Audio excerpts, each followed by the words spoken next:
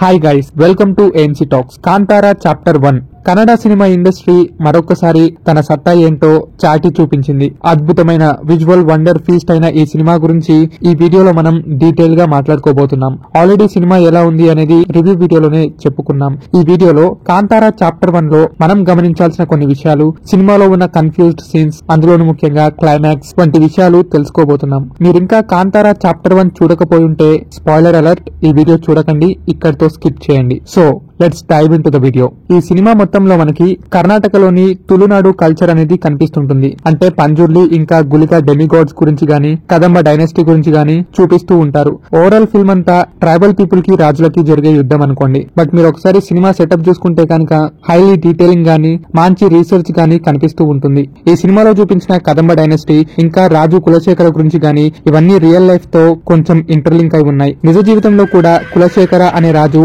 Arrogant గా, ఒక drunk person గా కనిపిస్తుంటారు. సో దాన్ని కాస్త సినిమాటిక్ లిబర్టీతో ఈ సినిమాలో చూపించారు. అందువల్లే కన్నడ ఆడియన్స్ ఆ రాజు సీన్స్ ని కూడా బాగా ఎంజాయ్ చేశారు. కాకపోతే మన తెలుగు వాళ్ళకి ఆ రాజు గురించి గానీ, ఆ డైనాసిటీ గురించి గానీ అంతగా ఐడియా లేదు కాబట్టి ఫస్ట్ హాఫ్ కొంచెం లాగ్ ఉంది అనే కంప్లైంట్స్ వినిపిస్తున్నాయి. ఐ మీన్ ఎవరైతే లాగ్ అన్నారో వాళ్ళ కోసమే ఈ వివరణ.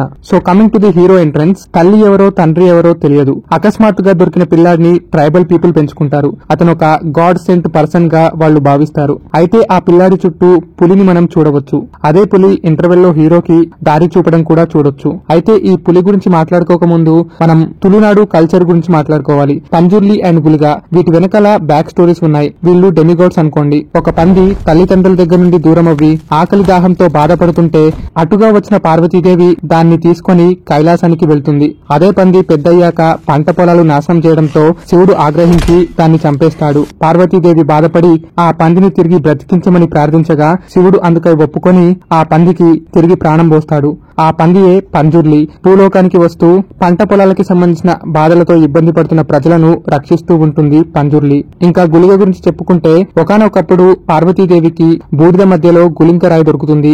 ఆ బూడిదను తీసుకుని శివుడికి ఇవ్వగా శివుడు దానికి ప్రాణం పోస్తాడు. అప్పుడు పుట్టుకొచ్చినదే గులిగ దేవుడు. వీటి గురించి ఇంకా డీటెయిల్డ్ గా మనం కాంతారా రియల్ స్టోరీ అనే వీడియోలో మాట్లాడుకున్నాం. ఆ వీడియో లింక్ అనేది కామెంట్ సెక్షన్ లో అందిస్తాను, చెక్ చేయండి. తులునాడు కల్చర్ లో ఈ పంజుర్లిని, గులిగ దేవుడిని పూజిస్తుంటారు. వారి కష్టాలు వీరితో చెప్పుకోగా వాళ్ళిద్దరూ వాటికి సొల్యూషన్స్ కూడా అందిస్తుంటారు. సో ఆ కల్చర్ లోనే పులి కూడా ఒక భాగం అని చెప్పవచ్చు. అవును, తులునాడు కల్చర్ లో పులులను దైవానికి సంబంధించినట్టుగా చూస్తారు. పులివేషం ధరించి దసరా, నవరాత్రి వంటి పండగలలో నాట్యం చేస్తారు. అందుకే మనకి పులిని కూడా ఈ సినిమాలో చూపించారు. అంతేకాదు పులి అంటే అమ్మవారి వాహనం అనేది మనందరికీ తెలుసు. సో అది కూడా ఒక చిన్న కనెక్షన్ అని అర్థం చేసుకోవాలి. ఏంటి, మీకు కొంచెం ఆర్టిఫిషియల్ గా అనిపిస్తుందా? అయితే దీనికి సంబంధించిన ఇంకొక కనెక్షన్ చెప్తాను, వినండి. సినిమాలో హీరో పేరు బెర్మే.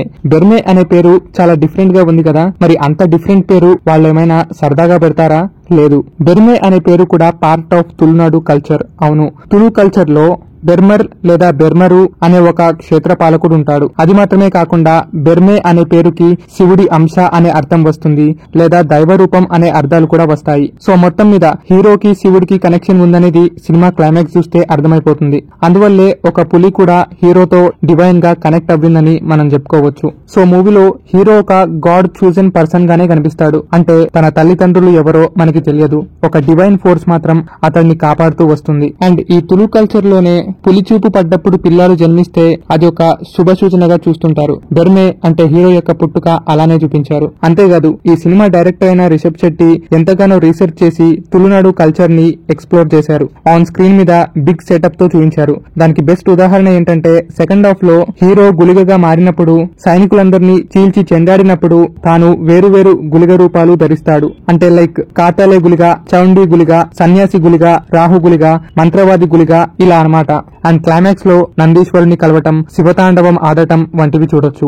అన్నట్టు ఇక్కడ మనకి భీకరాకారంలో కనిపిస్తున్న వ్యక్తి నందీశ్వరుడే అని మనం అనుకోవచ్చు. అంటే భీకరంగా ఉన్నప్పటికీ కూడా విభూతి ధరించాడు కదా. అయితే ఇక్కడ దాకా బానే ఉంది. జనాలకి క్లైమాక్స్ లో కొన్ని కన్ఫ్యూజన్స్ వచ్చాయి, అవేంటో కూడా మాట్లాడుకుందాం. క్లైమాక్స్ లో ట్రైబల్స్ కి, సైనికులకి ఘోర యుద్ధం జరుగుతుంది. తర్వాత హీరోయిన్ బ్లాక్ మ్యాజిక్ పవర్స్ తో ఎంటర్ అవ్వి హీరోని చంపే ప్రయత్నం చేస్తుంది. హీరో బెర్మే శివుడు శక్తులు పొంది తిరిగి వచ్చి రాజుపై దాడి చేస్తాడు. బట్ అప్పుడే హీరోయిన్ అడ్డుకొని తాను యుద్ధానికి దిగుతుంది. ఎందుకంటే హీరోలో ఒక డివైన్ పవర్ ఉందని తెలిసినా కూడా స్త్రీని అయితే తాను చంపలేడు కదా అనే రీజన్ తో.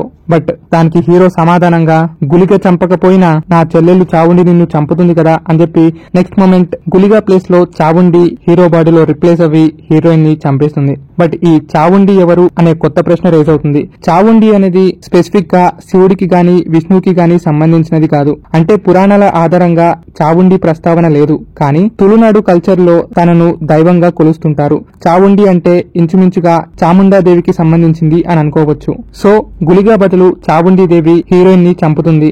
అయితే సినిమాలో బెర్మే గాడ్ సెంట్ పర్సన్ అంటే దేవుడు పంపిన వ్యక్తి అని అనుకుంటున్నాం కదా. నందీశ్వరుడు శివుడి యొక్క ప్రమద గణాలలో ఒకడు. సో అదే రకంగా ఇక్కడ బెర్మే క్యారెక్టర్ కూడా శివుడి ప్రమద గణాలలో ఒకడా లేక ప్రమద గణాల సహాయం పొందుతున్నాడా అనే వంటి లింక్స్ అనేవి కనిపిస్తాయి. అయితే ఈ సినిమాలో ఆదివాసులను కూడా చూడొచ్చు. అది వేరే డిఫరెంట్ కమ్యూనిటీ అనుకోండి. వాళ్ళు పవర్ఫుల్ గా అవడానికి ఏవేవో చేస్తుంటారు. సో సినిమా స్టార్టింగ్ లో కులశేఖర గాని రుక్మిణి గాని ఆదివాసుల సహాయంతోనే పెరిగారు అని చెప్పొచ్చు. అండ్ అందులోనూ మెయిన్ గా రుక్మిణి ఆదివాసుల పాలు తాగి పెరగడంతో బ్లాక్ మ్యాజిక్ వంటి పవర్స్ కి దగ్గరయ్యింది. అండ్ నెగిటివ్ షేడ్స్ కి కూడా అదొక రీజన్ అని చెప్పొచ్చు. అంటే ఫస్ట్ ఆఫ్ లాగ్ ఉంది కదా అనే థాట్ చాలా మందిలో ఉంది. బట్ సినిమాని ఇంకోసారి చూస్తే తెలిసేది ఏంటంటే అక్కడ ఆడియన్స్ కి రుక్మిణి పాత్ర ఒక పాజిటివ్ గా కన్విన్స్ చేసే ప్రయత్నం చేస్తారు సినిమాలో. అది మాత్రమే కాకుండా సినిమాలో ఉన్న కామెడీ సీన్స్ అనేవి కన్నడలో బాగా క్లిక్ అయ్యాయి, కానీ తెలుగు డబ్ లో అవి ఎంతమందికి వర్కౌట్ అయ్యాయి అనేది చెప్పలేం. అందుకే లాగ్ అనడానికి ఇదొక రీజన్ అనుకోవచ్చు. లేదు మాకు లాగ్ ఏం అనిపించలేదు అంటే it's okay, fine. And Kulasekhara Raju గాని హీరోయిన్ రుక్మిణి క్యారెక్టర్ గాని నెగిటివ్ షేడ్స్ తో ఉండటం, వాళ్ళు కాకుండా వాళ్ల పై రాజులు కూడా కాంతారా నివాసులకు అన్యాయం చేయటం వల్లే అన్ని పాపాల చేతనే కాంతారా సినిమాలో చూపించిన రాజుకి సుఖం లేక దైవాన్ని అడుగుతాడు. అది మీకు గుర్తు ఉండే ఉంటుంది. అతనికి సుఖం ఎందుకు లేదంటే తన పూర్వీకులు చేసిన పాపాలే అని అనుకోవచ్చు కూడా. దానికి సంబంధించిన వివరాలు నెక్స్ట్ పార్ట్ లో కంటిన్యూ చేయొచ్చేమో. కాంతారా మొదటి సినిమా గురించి ఎలాగో మాట్లాడుకుంటున్నాం కాబట్టి కాంతారాలో శివ వాళ్ళ ఫాదర్ ఎందుకు కనబడకుండా పోయాడు అనే క్వశ్చన్ రేజ్ అవుతుంది. దానికి సమాధానం మనకి చాప్టర్ 1 లో కూడా ఇవ్వలేదు. అది కాకుండా ఈ చాప్టర్ 1 లో ఇంకా ఎక్కువ క్వశ్చన్స్ రేజ్ చేశారు. కాబట్టి దీని గురించి ఎలా చూపిస్తారనేది ఇంకా క్వశ్చన్ మార్కే. ఎందుకంటే ఎన్నెన్నో టైమ్ లైన్స్ బిల్డ్ చేశారు. కాంతారా చాప్టర్ 1 లో ఒకటి డిఫరెంట్ టైమ్ లైన్స్ ఉన్నాయి. వాటన్నిటిని ఒక దగ్గర ఎలా పెడతారు, ఎలా కన్విన్స్ చేస్తారు అనేవన్నీ ఆసక్తికరమైన విషయాలే. అయితే శివ వాళ్ళ ఫాదర్ కనబడకుండా ఎలా ఎక్కడికి పోయాడు అనే క్వశ్చన్ ని మనం కొంతవరకు ఆన్సర్ చేయొచ్చు. ఎందుకంటే కాంతారా చాప్టర్ 1 లో కూడా హీరో ఎక్కడికో వెళ్తున్నట్టు కనిపిస్తాడు కదా. సో దేవుడికి బాగా దగ్గరయ్యే వాళ్ళు, భక్తి చూపే వాళ్ళు చివరిగా మోక్షం పొందగలరు అనేది హిందూయిజం యొక్క కాన్సెప్ట్. సో భక్త కన్నప్ప లేక పౌరాణిక మహాత్ములలాగా పంజుర్లిగా గాను గులిగగా గాను మోక్షం లేదా భగవంతుడిలో ఐక్యం చెందటం జరుగుతుంది. అంటే హీరో భగవంతుడిలో కలిసిపోతాడన్నది చెప్పవచ్చు. అయితే మోక్షం పొందాడు, భగవంతుడిలో ఐక్యం అయ్యాడు అని చెప్పవచ్చు గాని ధర్మం నశిస్తున్నప్పుడల్లా అధర్మం పెరుగుతున్నప్పుడల్లా తాను మళ్లీ రావచ్చు. అదే మనకి సినిమాలో కనిపిస్తుంది. సో మొత్తానికి నాకు ఇంట్రెస్టింగ్ గా అనిపించిన విషయాలు, అలాగే జనాలకు కన్ఫ్యూజ్డ్ గా అనిపించిన విషయాలు ఈ వీడియోలో ఎక్స్ప్లెయిన్ చేసే ప్రయత్నం చేశాను. ఏమైనా మిస్ అయి ఉంటే కామెంట్ సెక్షన్ లో తెలపండి.